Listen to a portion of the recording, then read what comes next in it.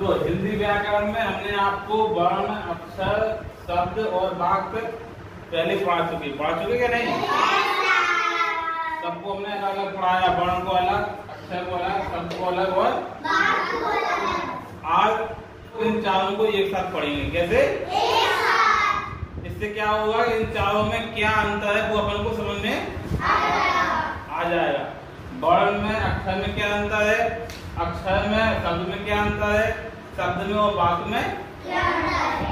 ठीक, तो समझो आप लोग ध्यान से। वर्ण, वर्ण क्या है? भाषा की सबसे छोटी इकाई जिसके टुकड़े नहीं किए जा सकते। हमने आपको बताया जो स्वर होते हैं, कितने होते हैं स्वर? 11। छोटा आ से लेके आ तक। ठीक, आप इनके टुकड़े करोगे तो टुकड़े नहीं होंगे। ठीक, तो यहाँ पे जो व्यंजन है, आधा का, आधा था, ये यहाँ पे का खा गा लिखा, इनके नीचे हलंत लगी। इसका मतलब हमने क्या बताया था? आधा। क्या? जितने भी ये आधे हैं ये सब क्या है? वर्ण। क्या है? तो वर्ण की परिभाषा क्या है? वर्ण भाषा की सबसे छोटी इकाई है। हाँ, इसमें वर्ण कितने प्रकार के होते हैं? स्वर और व्यंजन। व्यंजन कितने होते हैं कुल? 40। स्वर कितने होते हैं कुल? 11। तो वर्ण आपको समझ में आई? अब यहाँ पर समझो अक्षर। अक्षर की परिभाषा है वह ध्वनि जिनका उच्चारण एक सांस में होता है। कैसे?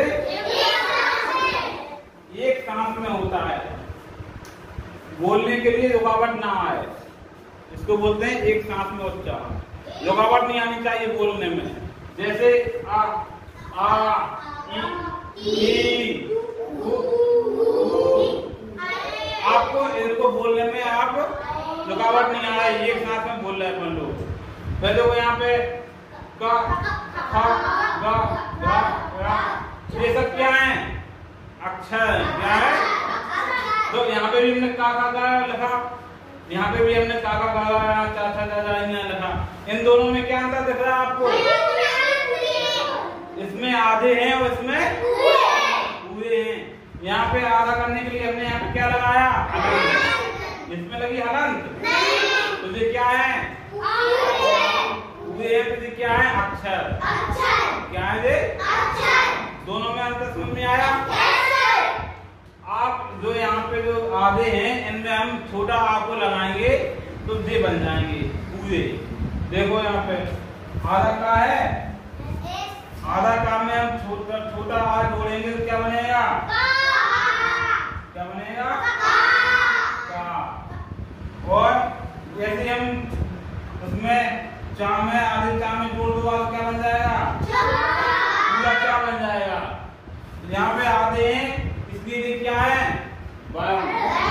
तो इसमें हमने स्वर को मिलाया, आ को मिलाया, बड़ा या छोटी बड़ी, इनको मिलाएंगे तो क्या बनेगा? अक्षर।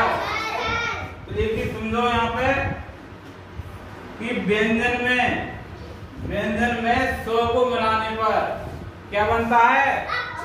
अक्षर। समझ में आई?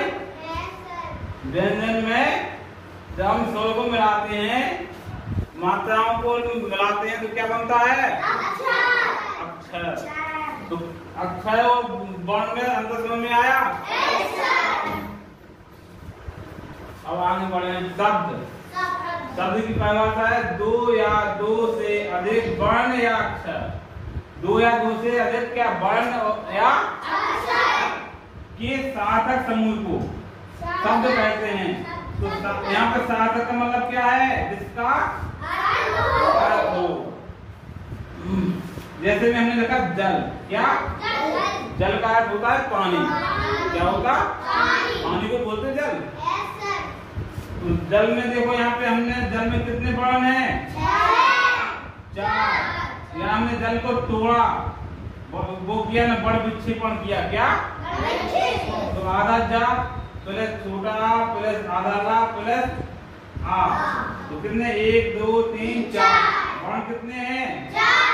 जल में अक्षर जा और ला कितने हैं? 2। तो यहाँ पे अंतर समझ में आया वर्ण में अक्षर में। यहाँ पे हमने क्या लिखा? 2 या 2 से अधिक वर्ण या अक्षर ये सार्थक समूह को, जब हमने यहाँ पे 2 से अधिक हैं वर्ण और 2 कितने हैं? अक्षर, इनका समूह बनाया तो क्या बन गया? जल। क्या बन गया? इन वर्णों को हमने समूह में रखा तो क्या बन गया? जा और ला को मिलाया तो क्या बन गया? वही तो परिभाषा में लिखा है 2 या 2 से अधिक वर्ण या अक्षर के सार्थक समूह को। यहाँ पे जल का अर्थ भी निकल रहा क्या? पानी। समझ में आई? जैसे हमने क्या कमल लिखा, कमल का हमने वर्ण विक्षेपण किया, का आधा का आ कितने हुए? वर्ण कितने निकल के आए? तो अक्षर का मा और ला 3। तो इन वर्ण और अक्षर के सार्थक मेल को क्या कहते हैं? शब्द। तो कमल में वर्ण कितने हैं? अक्षर कितने हैं? 3। वर्ण कितने हैं? 6। समझ में आ गई? वाक्य 2 या 2 से अधिक शब्दों के सार्थक समूह को। अब यहाँ पे बात आई किसकी? शब्दों के। शब्दों के सार्थक समूह को जिसका अर्थ निकले, ऐसे शब्द जिसका अर्थ हो, उनके समूह को क्या बोलेंगे? वाक्य। जैसे रोहन खेल रहा है, रोहन खेल रहा है, तो इसमें रोहन खेल ये सब क्या है? शब्द है। भाषा में क्या लगा? जब 2 या 2 से अधिक शब्दों के सार्थक समूह को क्या कहते हैं? वाक्य। तो इसमें देखो सीता खाना खाती है, तो इसमें सीता और खाना और खाती भी शब्द क्या है? शब्द। इन शब्दों को मिलाया हमने तो क्या बन गया? पूरा वाक्य बन गया। जब हमने इन शब्दों को मिलाया तो रोहन खेल रहा है, ये क्या बन गया? पूरा। सीता खाना खाती है, ये पूरा एक मिला देना वाक्य। समझ में आई?